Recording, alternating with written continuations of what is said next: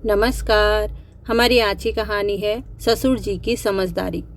हर साल की तरह इस बार भी होली आ रही थी, लेकिन इस बार सोनिया की खुशी कुछ खास थी। होली का त्योहार तो रंगों का होता है, लेकिन इस बार उसके जीवन में जो सबसे खूबसूरत रंग भरने वाला था वो था मायके जाने का सुकून। विक्रम को भी ऑफिस से छुट्टियां मिल गई थी, इसलिए सोनिया मन ही मन मायके जाने के सपने बुनने लगी थी। सुबह की चाय के कप के साथ ही उसने तुरंत अपनी माँ को फ़ोन लगा दिया। उसका चेहरा उम्मीदों से दमक रहा था। हेलो माँ, कैसी हो? उसने चहकते हुए पूछा। कल भी आपको फ़ोन लगाया था, लेकिन फ़ोन लग ही नहीं रहा था। सब ठीक तो है ना घर पर? फ़ोन के दूसरी तरफ से ममता जी की मधुर आवाज़ आई। हाँ बेटा, सब ठीक है। दरअसल मेरा फ़ोन खराब हो गया था, सर्विस सेंटर में दिया था, शायद इसलिए तेरी कॉल नहीं लग पाई होगी। अच्छा माँ, सोनिया ने थोड़ी हिचकिचाहट के साथ कहा। मैं सोच रही थी कि इस बार होली हम आपके साथ मनाएं। विक्रम की भी छुट्टी है तो हम दोनों आ जाएंगे। इतना सुनते ही माँ का चेहरा फ़ोन के उस छोर पर भी खिल उठा। हाँ बेटा, ज़रूर आओ।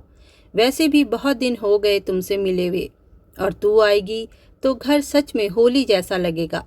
तेरे लिए तेरी पसंद के दही बड़े और गुजिया तो मैं अभी से तैयार करने लग जाऊंगी। माँ की बातें सुनकर सोनिया की आंखें भर आई, लेकिन होठों पर मुस्कान थी। सोनिया अब पूरी रफ्तार से होली की तैयारियों में लग गई। उसने विक्रम के साथ मिलकर मिठाइयाँ, गिफ्ट्स और कुछ माँ के लिए नए कपड़े भी पैक करने शुरू कर दिए। इस बार की होली उसके लिए सिर्फ त्योहार नहीं, बल्कि माँ की ममता की बाहों में लौटने का उत्सव भी था। इधर उसके ससुराल में बहुत शांति पसरी हुई थी। एक तरफ सोनिया अपने मायके जाने की तैयारियों में जुटी थी, तो वहीं उसके ससुराल में एक अजीब सी मौन शांति फैली हुई थी। ऐसी शांति जिसमें जीवन की कोई चहल पहल नहीं थी, बस दीवारों से टकराती सांसों की आहटें थीं। अगर आंगन में कोई पत्ता भी हिल जाता तो उसकी भी सरसराहट पूरे घर में गूंज उठती, जैसे किसी मंदिर में घंटी बज उठे। लेकिन इस घर में घंटियों का नहीं, टूटे हुए सपनों का सन्नाटा गूंज रहा था। इस सन्नाटे से भी कहीं गहरा और भारी मौन सुधा जी के मन में पसरा हुआ था। घर में सुधा जी और कमलेश जी थे, और दोनों दो अलग अलग कमरों में थे। दोनों जैसे दो अलग अलग दुनियाओं में जी रहे हों। शब्दों की जगह अब दोनों के बीच सिर्फ आदतें थी, संवाद नहीं। सुधा जी खिड़की के पास रखी पुरानी कुर्सी पर बैठी थी। खिड़की से धूप आ रही थी, लेकिन उनकी आंखों में कोई रोशनी नहीं थी। वो हमेशा की तरह अपने ही ख्यालों में डूबी रहती। दिन में न जाने कितनी बार सोचती, अब आएगा मेरा बेटा, दरवाज़ा खोलेगा और हंसते हुए बोलेगा माँ, और फिर दौड़कर मेरे गले लग जाएगा। लेकिन उस कल्पना की आवाज़ हर दिन खामोशी में डूब जाती। अचानक ठन एक तेज आवाज़ ने उनके विचारों की डोर तोड़ दी, और वो चौंक गई। आवाज़ रसोई की ओर से आई थी। सुधा जी तुरंत उठकर किचन में गई। देखा तो कमलेश जी फर्श पर गिरे हुए पानी को पोंछ रहे थे, और एक गिलास टूटा पड़ा था। आप रहने दीजिए, मैं साफ कर देती हूँ, सुधा जी ने नरमी से कहा। कमलेश जी धीरे से बोले, पानी पीने आया था, पता नहीं हाथ से गिलास कैसे गिर गया। सुधा जी ने एक क्षण उन्हें देखा। वो चेहरा जो कभी उनके जीवन का सबसे मजबूत सहारा था, अब वो चेहरा भी थका हुआ और मौन में डूबा हुआ लगने लगा था। अरे कोई बात नहीं, हो जाता है कभी कभी, कहते हुए उन्होंने उनके हाथ से कपड़ा लिया और झुककर पानी साफ करने लगी। गिलास की टूटन की आवाज़ भले अब थम गई थी, लेकिन सुधा जी के दिल के टूटने की आवाज़ कमलेश जी अच्छी तरह सुन पा रहे थे। पानी साफ करने के बाद सुधा जी चुपचाप कमरे की ओर चली गई। कमलेश जी से उनकी यह चुप्पी बर्दाश्त नहीं हो रही थी। उन्होंने धीरे से सुधा जी की ओर देखा। वो अब भी खिड़की के पास उसी पुरानी कुर्सी पर बैठी थी। आंखें बाहर खुले आंगन की ओर थीं, पर मन कहीं और भटक रहा था, शायद बेटे विक्रम के साथ, उसके बचपन की किसी स्मृति में। चलो सुधा, पड़ोस के मंदिर चलते हैं। संध्या आरती हो रही होगी मंदिर में, चलो तुम्हें भी अच्छा लगेगा। कमलेश जी ने थोड़ा हौसला जुटाकर कहा। सुधा जी ने बिना उनकी तरफ देखे बहुत थके स्वर में जवाब दिया, मेरा मन नहीं है जी, आपको जाना है तो आप जाइए। उनके स्वर में न कटाक्ष था न गुस्सा, सिर्फ थकान थी, एक माँ की थकान जो हर रोज इंतजार के बोझ को अपनी छाती पर ढो रही थी। कमलेश जी कुछ क्षण खामोश रहे, फिर बोले, आखिर कब तक बेटे का इंतजार करती रहोगी सुधा? होली में आ रहा है, कुछ दिन वहां रहकर आ जाएगा वो, क्यों अपने आप को इतना कष्ट दे रही हो? सुधा जी अब मुड़ी, उनकी आंखों में एक अधूरा सा सवाल था। हाँ, पता है कैसे आएगा, कब आएगा, लेकिन क्या करूं, बहुत याद आती है विक्रम की। आपको नहीं आती क्या? उनकी आवाज़ में तंज नहीं था, एक टूटे हुए दिल की खामोशी थी जो सिर्फ यह जानना चाहती थी कि क्या इस घर में अब सिर्फ वही एक हैं जिन्हें विक्रम की कमी खलती है। कमलेश जी ने गहरी सांस ली। वे अच्छे से जानते थे कि कुछ दर्द ऐसे होते हैं जिनका कोई जवाब नहीं होता, बस साथ देना होता है। वे धीरे से बोले, अरे सुधा, अब छोड़ो भी, क्यों उम्मीद करके बैठी हो बेवजह? जितनी ज़्यादा उम्मीद करोगी उतना ही दुख होगा। सुधा जी की आंखें भर आई। क्या करूं, मैं भी तो माँ हूँ, एक माँ की व्यथा आप नहीं समझ सकते। कहते हुए उनका कंठ अवरुद्ध हो गया, उनके शब्द रुकने लगे, लेकिन उनकी आंखें बोलने लगी थी। ये वो आंसू थे जो रोज रोके जाते थे, जो तकिया पर चुपचाप गिरते थे, जो मंदिर में भगवान से शिकायत बनकर बहते थे। आज वे बह चले थे। खुलकर कमलेश जी ने धीरे से सुधा जी का हाथ अपने हाथों में लिया। वो हाथ जो कभी उनके घर को संभालते थे, अब कांप रहे थे बेटे की याद में। उन्होंने कुछ नहीं कहा, बस उनका हाथ थामे बैठे रहे। वो जानते थे कि इस वक्त शब्दों से ज़्यादा ज़रूरत एक स्पर्श की थी, वो स्पर्श जो यह कह सके कि मैं समझता हूँ तुम्हें, मैं तुम्हारे साथ हूँ। और सुधा जी कमलेश जी के उस मौन को महसूस कर रही थी, जिसमें सिर्फ आंसू नहीं थे, लेकिन दर्द बहुत था। बेटे बहू के व्यवहार ने दोनों को अंदर से इतना तोड़ दिया था कि अब सांसें भी उन्हें बोझ लगने लगी थी।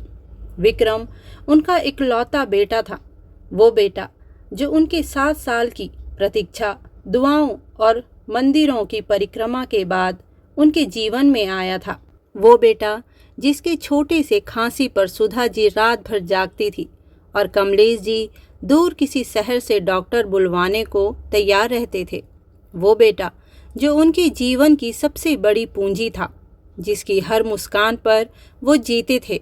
विक्रम को बड़ा करने में उन्होंने अपना पूरा जीवन लगा दिया था। उसकी शिक्षा दीक्षा, उसकी कोचिंग, हॉस्टल, किताबें और फिर उसका इंजीनियर बनना, सब कुछ उन्होंने तपस्या की तरह निभाया था। घर की ज़रूरतें पीछे छूटती रहीं, लेकिन विक्रम की ज़रूरतें हमेशा पहली पंक्ति में रही। विक्रम आज दिल्ली की एक मल्टीनेशनल कंपनी में एक अच्छे पद पर कार्यरत था। अब वह सेटल हो चुका था। जब उसने कहा कि वह शादी के लिए तैयार है, तो कमलेश जी और सुधा जी ने उसे अपने जीवन की सबसे बड़ी खुशी की तरह लिया था। 2 साल पहले बहुत सोच समझकर परिवार और संस्कारों को देखते हुए उन्होंने उसकी शादी सोनिया से करा दी। सुधा जी की आंखों में सपने थे। अब बहू आएगी तो घर सचमुच घर जैसा लगेगा। दियों की रोशनी, पकवानों की खुशबू और एक स्त्री का मधुर स्पर्श, ये सब इस घर में लौट आएगा। लेकिन उनके सारे सपने धीरे धीरे बुझने लगे। शादी के बाद शुरू के कुछ दिन तो नए जोड़े ने घूमने फिरने में निकाल दिए। विक्रम कभी मनाली, कभी गोवा, सोशल मीडिया पर तस्वीरें डालता जिसमें सिर्फ हंसी होती।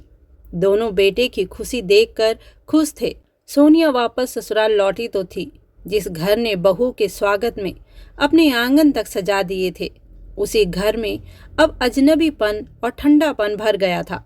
ससुराल के घर की चार दीवारी उसे कभी अपना आशियाना न लग पाई। सास ससुर के चेहरे पर उसे वो ममता नहीं दिखी, या शायद वो उसे देखने के लिए तैयार ही नहीं थी। सुधा जी ने कई बार कोशिश की, बहू नहीं बेटी समझकर पास बुलाया, पर सोनिया के मन की दीवारें हर रिश्ते को रोक देती थी। कमलेश जी की चाय की प्याली आज भी अक्सर खुद ही ठंडी हो जाती, क्योंकि बहू को चाय देना उसका काम नहीं था। उसका मन कहता था, ये मेरा घर नहीं है, मैं यहाँ मेहमान हूँ। और धीरे धीरे वो मेहमान बनते बनते घर की आत्मा से पूरी तरह अलग हो गई। रिश्ते जो धीरे धीरे विश्वास से बनते हैं, सोनिया ने उन्हें कभी बनने ही नहीं दिया। उसने माँ बाप की तरह सास ससुर को कभी देखा ही नहीं, और ना ही खुद को कभी उनका हिस्सा समझा। हर त्योहार पर मायका पहले, हर दुख सुख में मायका पहले, हर सलाह में मायका पहले। पर जिस घर ने उसे बहू बनाकर अपनाया था, वह हमेशा दूसरा ही रहा, पराया। धीरे धीरे सुधा जी चुप हो गई। कमलेश जी भी मन महसूस कर रह गए। उन्होंने अपनी उम्मीदें छोड़ दी, न शिकवा किया न तकरार, बस एक बात हमेशा मन में कही, हमने उसे बेटी की तरह चाहा, लेकिन वो हमें कभी माँ बाप की तरह देख ही नहीं पाई। वो ससुराल आई जरूर, लेकिन जैसे सिर्फ शरीर से। उसका मन, उसकी रुचि, उसकी ऊर्जा सब मायके में ही रह गई थी। पूरे पूरे दिन वो मोबाइल पर ही लगी रहती। कभी अपनी माँ से घंटों बात करती, कभी सहेलियों से वीडियो कॉल। घर में क्या पक रहा है, सास की तबीयत कैसी है, ससुर को कुछ ज़रूरत है या नहीं, इन बातों से मानो उसका कोई लेना देना नहीं था। सुधा जी ने कई दिन तक यह सब चुपचाप सहा। हर दिन उन्होंने उम्मीद की कि शायद आज बहू कुछ पूछेगी, माँ जी कुछ काम है, पापा जी ने दवाई ली क्या, आज मैं चाय बनाऊं? लेकिन ये सवाल कभी नहीं आए। आखिर एक दिन जब सहन शक्ति की सीमा पर पहुंच गई, सुधा जी ने नरमी से कहा, सोनिया बेटा, अब तुम्हारी शादी हो चुकी है, अब तुम्हें अपने मायके से थोड़ा ध्यान हटाकर इस घर को भी समझना चाहिए। ये तुम्हारा घर है और तुम इसकी इकलौती बहू हो। हमारे बाद ये घर तुम्हारे ही हाथों में होगा। उन्होंने जो कहा वो सिर्फ एक माँ का मार्गदर्शन था, प्रेम से, स्नेह से कहा गया था। लेकिन सोनिया को जैसे किसी ने चोट पहुंचा दी हो। उसके चेहरे के भाव बदल गए, उसकी आंखों में तलखी उतर आई। मतलब अब मैं मायके भी ना जाऊं, अपनी माँ से बात भी ना करूं। क्या आप लोगों ने मुझे यहाँ नौकरानी बनाने के लिए बुलाया है? उसने इतनी ऊंची आवाज में जवाब दिया कि सुधा जी सन्न रह गई। उनके चेहरे पर एक क्षण को पीड़ा और अपमान दोनों छलक पड़े। उन्होंने तो बहू को अपना माना था, अब कोई अपना यूं बात करता है क्या? विक्रम ने भी सोनिया को बहुत समझाने की कोशिश की। सोनिया, माँ ने तो बस समझाया, कुछ गलत नहीं कहा उन्होंने। लेकिन सोनिया किसी की सुनने के मूड में नहीं थी। उसके हर जवाब में तकरार थी और हर बात में एक शिकायत और मायके की तुलना थी। माँ बाप के प्रति लगाव था तो वहीं ससुराल के लिए बेरुखी थी। घर में हंगामा मच गया था। उस दिन दोनों के बीच बहुत तीखी बहस छिड़ गई थी। कमलेश जी दूसरे कमरे से सब सुन रहे थे। वो बाहर नहीं आए, शायद इसलिए नहीं कि वो डर गए थे, बल्कि इसलिए कि उनकी आत्मा फिर एक बार टूट गई थी। एक घर जो बहू के आने से चहकने वाला था, अब बहसों और इल्जामों से भर गया था। अब सोनिया सास ससुर के साथ रहना ही नहीं चाहती थी। अगर तुम मुझे अपने साथ नहीं ले जा रहे हो तो मैं यहाँ रुकने वाली नहीं हूँ। विक्रम ने जैसे ही समझाना चाहा, सोनिया ये तुम्हारा भी घर है, माँ पिताजी तुम्हें अकेली नहीं मानेंगे। लेकिन सोनिया कुछ भी सुनने को तैयार नहीं थी। वो ठान चुकी थी कि मायका ही उसका घर है और ससुराल महज एक औपचारिकता है। सुधा जी ने उस दिन चुप्पी ओढ़ ली थी। उन्हें समझ आ गया था कि अब बहू से कोई अपेक्षा करना सिर्फ दिल को और दुखी करने जैसा है। उन्होंने अपने मन को समझा लिया, अब कुछ ना कहना ही बेहतर है। कमलेश जी ने भी बेटे की आंखों में उलझन और शर्म को देखा। बेटा फंस गया था माँ बाप और पत्नी के बीच। इसलिए जब विक्रम ने मायूसी से कहा कि मैं सोनिया को साथ ले जाता हूँ, तो कमलेश जी ने भारी मन से सिर हिला दिया। हाँ बेटा, यही ठीक है, मजबूरी है तुम्हारी, हम समझते हैं।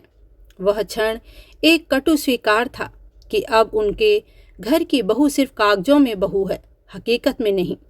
अब जब भी सोनिया शहर से गांव आती तो उसकी दिनचर्या एकदम तय होती। पहला कदम मायके में और आखिरी मुलाकात ससुराल में। सुधा जी हर बार बहू के आने की सूचना सुनकर थोड़ा सज जाती, घर की सफाई करवा लेती, रसोई में उनकी पसंद की चीज़ें बनवाती। लेकिन वह सब इंतज़ार सिर्फ इंतज़ार ही रह जाता, क्योंकि सोनिया विक्रम को लेकर सीधा मायके चली जाती और जब वापसी का समय आता तब ससुराल आने की मर्यादा निभाई जाती। यानी वापसी से चंद घंटे पहले झोले और बैग लेकर वह आती, औपचारिक मुस्कान के साथ सुधा जी से मिलती, नमस्ते मम्मी जी, नमस्ते पापा जी, फिर हाथ में घड़ी देखकर कहती, अब निकलना होगा, ट्रेन का टाइम हो गया है। कमलेश जी और सुधा जी पहले पहल यह सब देख नहीं पाए थे। उन्हें लगा अभी नई नई बहू है, घर का माहौल नया है, थोड़ा वक्त लगेगा। लेकिन जब यह सिलसिला यूं ही चलता रहा और हर बार बहू मायके में चहकती रही, जबकि ससुराल की चौखट पर सिर्फ कदम रखने की औपचारिकता निभाई जाती रही, तब सुधा जी और कमलेश जी का भ्रम टूट गया। सच अब सामने था कि बहू ने इस घर को कभी अपनाया ही नहीं। वो दोनों बुजुर्ग अब एक बंधी बंधाई दिनचर्या में जी रहे थे, जहां बहू का आना अब एक रस्म बन चुका था। उनकी आंखों में अब कोई शिकायत नहीं थी, बस एक थकी हुई स्वीकारोक्ति थी, हमारा बेटा अब हमारा नहीं रहा और बहू तो कभी हमारी थी ही नहीं। शुरुआत में जब भी विक्रम और सोनिया शहर से गांव आते तो विक्रम बहाना बनाकर कुछ दिन माँ बाप के पास भी रुक जाया करता था।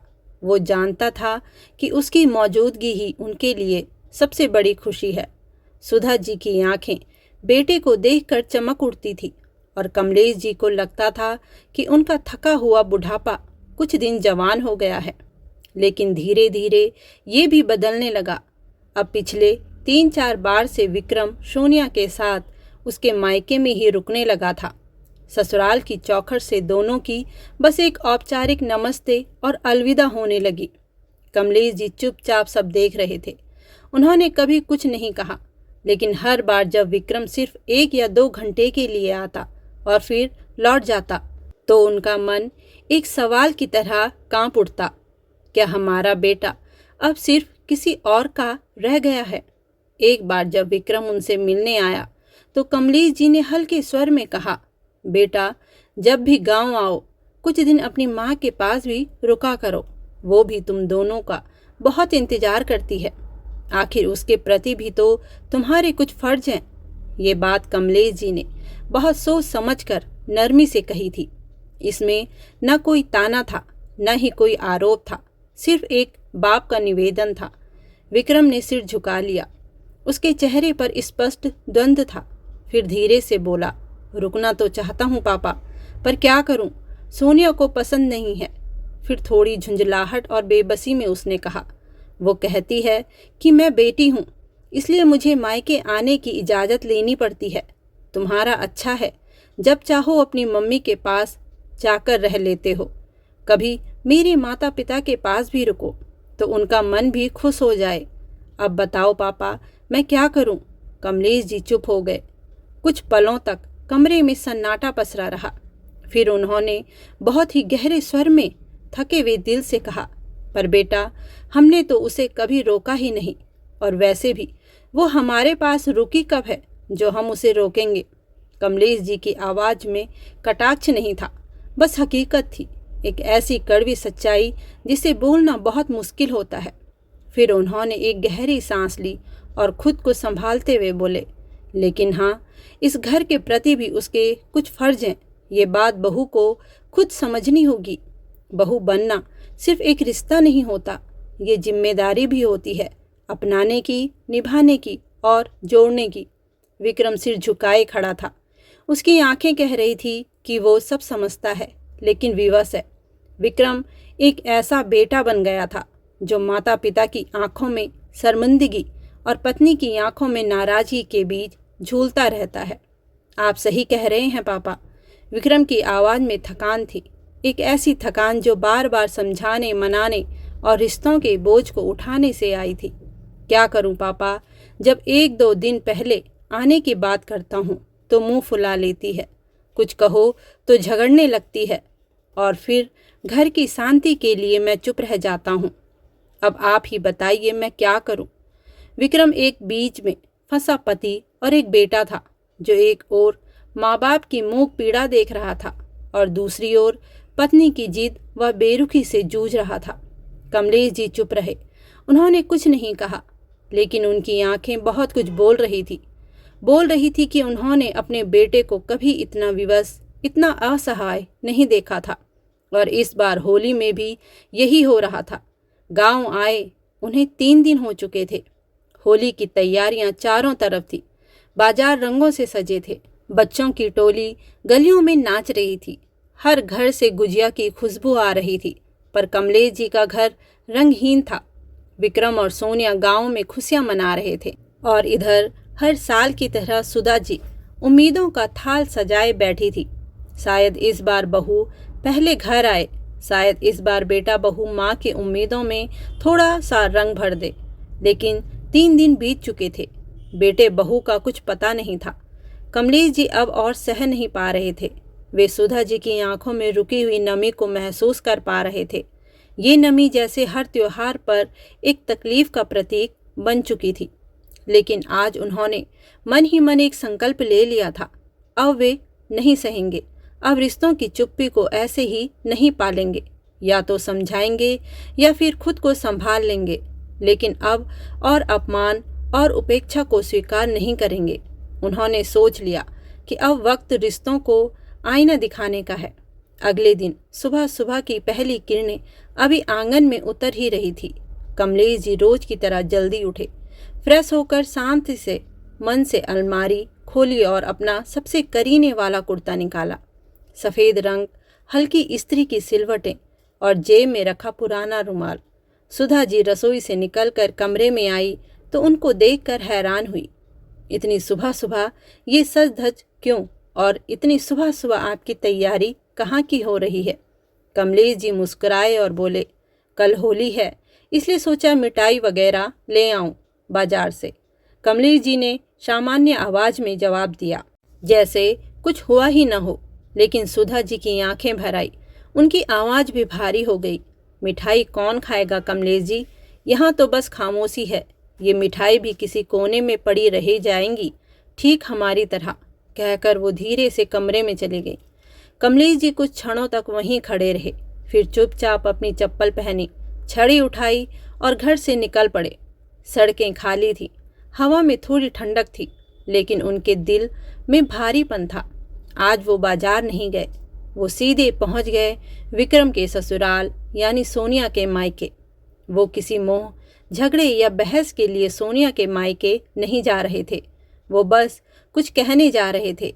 पहली बार रिश्तों की चुप्पी को तोड़कर दरवाज़ा खोला तो सोनिया के पिता चौंक गए।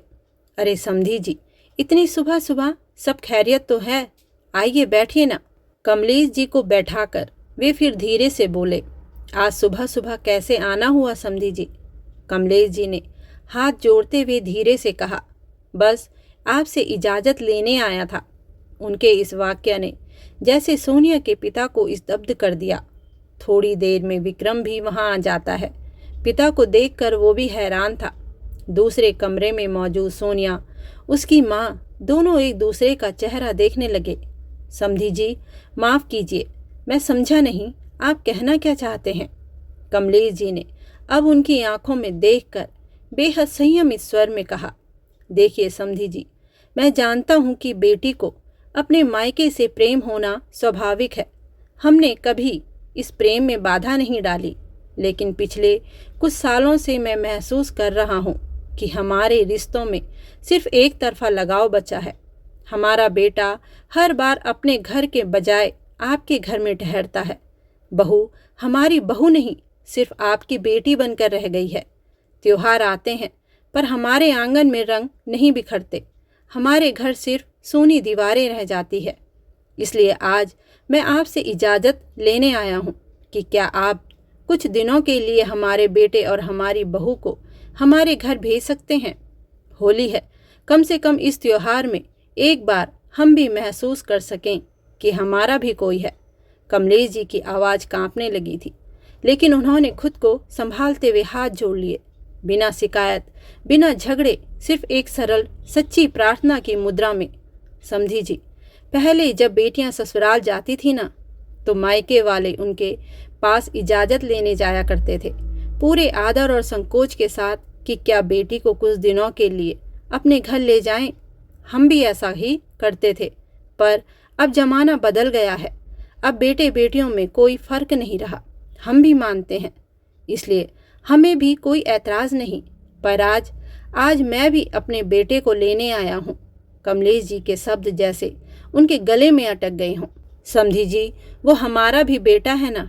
उसकी माँ भी पूरे साल उसका इंतज़ार करती है। उसका कमरा आज भी वैसा ही सजा है जैसे वह कॉलेज के दिनों में था। हर होली पर वो रंग खरीदती है, इस उम्मीद में कि बेटा आएगा और रंग लगाएगा, लेकिन रंग से पहले बस आंसू बहते हैं। कमलेश जी की आंखें भर आई। सोनिया जो अंदर कमरे में खड़ी थी, इन सारी बातों को दरवाजे के पीछे से सुन रही थी। उसका दिल बैठने लगा। फिर उसके कानों में अपने पिता के शब्द गूंजे, समधी जी, आप ऐसा क्यों बोल रहे हैं। बेटा बहू तो आपके ही हैं, उन पर आपका पूरा हक है। सोनिया के पापा बड़ी सरलता से बोले। कमलेश जी, जिनके चेहरे पर मुस्कान फीकी थी, लेकिन शब्द तेज और सच्चे थे। क्या सच में? शादी के इन 2 सालों में मुझे कभी ऐसा लगा नहीं समधी जी। उल्टा ये महसूस होता रहा कि मेरा बेटा भी जैसे अब सिर्फ मेहमान बनकर रह गया है हमारे लिए, जो यहाँ से रवाना होने से पहले महज 1 आध घंटे हमारे पास रुकता है, वो भी बस मेहमानों की तरह मिलकर चला जाता है। पूरा कमरा मौन में डूब गया, एक गहरा असहनीय मौन। कभी कभी शब्द नहीं, तहजीब की तल्ख चुप्पियाँ ही दिल चीर जाती हैं। सोनिया के पापा चुपचाप अपनी कुर्सी से उठे और एक गहरी सांस भरकर कमरे में खड़ी अपनी पत्नी और बेटी सोनिया की तरफ देखा। फिर सोनिया के पापा ने अपनी आवाज़ में कठोरता और करुणा दोनों को समेटते हुए कहा, माफ़ करना समधी जी, गलती हमारी ही है, हमने कभी इस ओर ध्यान ही नहीं दिया।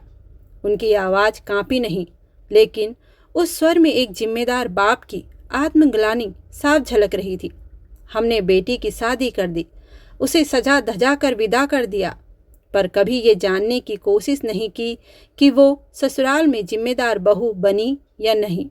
फिर उन्होंने रुख सोनिया की ओर किया और इस बार उनकी आंखों में सिर्फ सवाल थे, जिन्हें जवाब की नहीं, सुधार की ज़रूरत थी।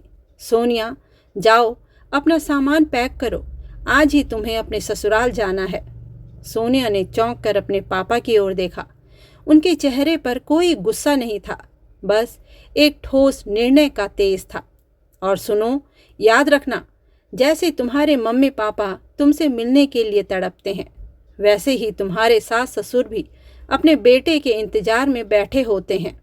अगर मायके आती हो तो दोनों जगह का ध्यान रखना सीखो। रिश्ते एक तरफा नहीं होते बेटा। और अगर ससुराल में सिर्फ मेहमानों की तरह जाना है तो माफ़ करना, आज के बाद मायके में भी तुम्हारा स्वागत मेहमान की तरह ही होगा। ये शब्द सीधे सोनिया के दिल को चीर गए। सोनिया की माँ नजरें नीचे कर चुपचाप खड़ी थी। कमलेश जी के चेहरे पर एक हल्का सुकून था कि शायद आज वो एक जरूरी लड़ाई हार कर भी जीत गए। सोनिया ने कुछ नहीं कहा। अब उसके पास कहने के लिए कुछ बचा भी नहीं था। चुपचाप भीतर गई। किसी से कोई बहस नहीं, कोई सिकवा नहीं, बस अलमारी खोली, कपड़े निकाले और जल्दी से उसने अपने और विक्रम के कपड़े पैक किए। विक्रम ने सोनिया की ओर देखा। उसकी आंखों में कुछ सवाल थे, कुछ राहत भी। सोनिया ने बस हल्की सी नज़र उठाई और फिर झुका ली, जैसे कह रही हो, चलो इस बार कुछ सही करने की कोशिश करती हूँ। कमलेश जी ने सोनिया के पापा से अनुमति लेकर घर को चल दिए। विक्रम चुपचाप पीछे चल रहा था। उसके मन में भावों की लहरें उठ रही थी।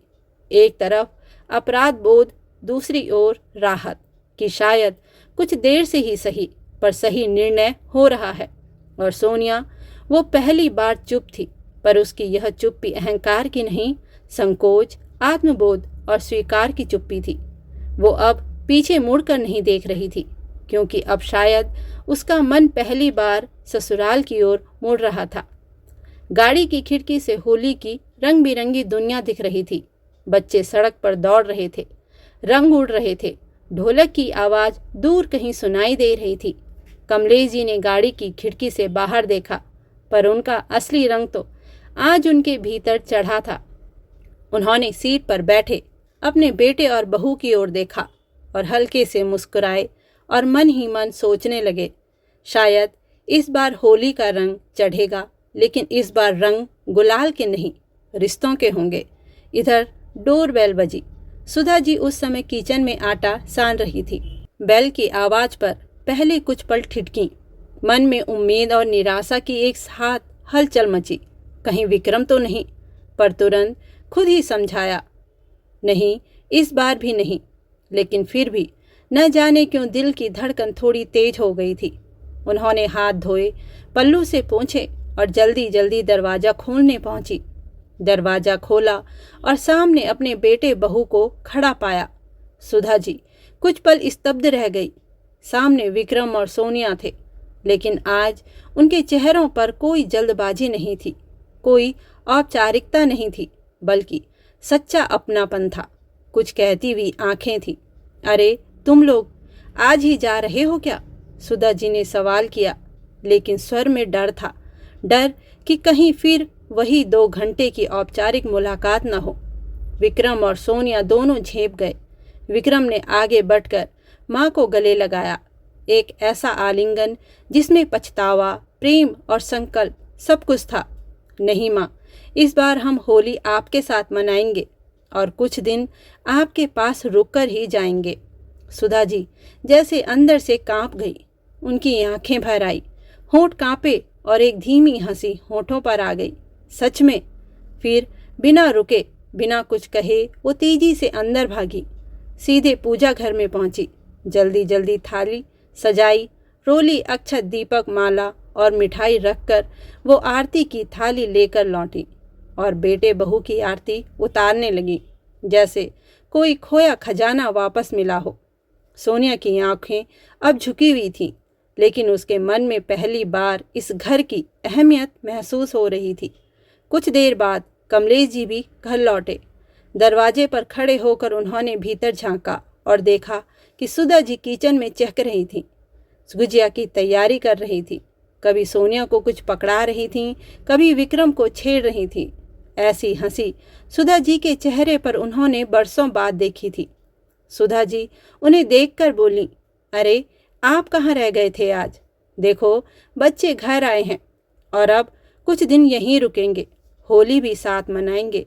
वो खुशी में पूरी तरह डूबी हुई थी, जैसे होली का रंग उनके गालों पर चढ़ने से पहले दिल में उतर गया हो। कमलेश जी बस हल्के से मुस्कुराए। अच्छा, ये तो बड़ी खुशी की बात है, कहते हुए वह अपने कमरे की ओर चले गए।